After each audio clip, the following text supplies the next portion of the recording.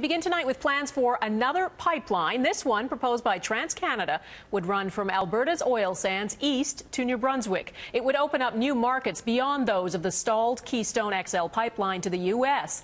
And in this case, most of the pipeline is already built. As Mike LeCouture reports, government officials are banking on it, but environmentalists are calling for caution.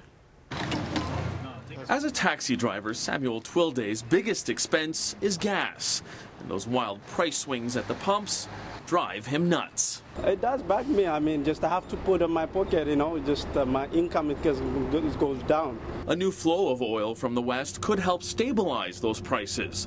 Energy giant TransCanada has a plan to send oil east through an already existing pipeline.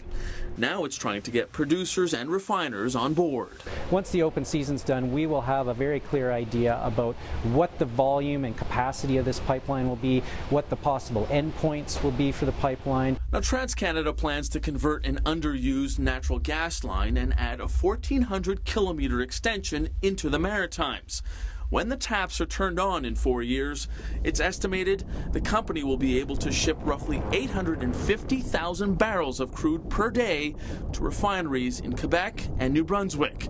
The pipeline will also help Canada ship crude to energy-hungry markets around the world and stabilize our own markets. It does suggest that what will happen is that Canadians can expect a reduction in volatility of prices, certainly with what happens internationally.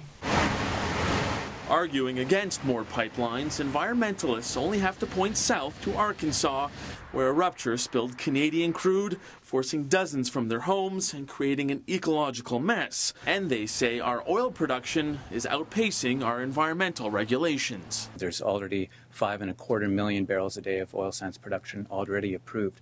So if the oil sands were to develop faster than that, obviously you would need to be able to have even stronger climate regulations. But the Natural Resources Minister dismisses the idea his government is favoring the economy over the environment. One sure way to reduce greenhouse gas emissions, and it's been done in a lot of countries, is to have economic collapse.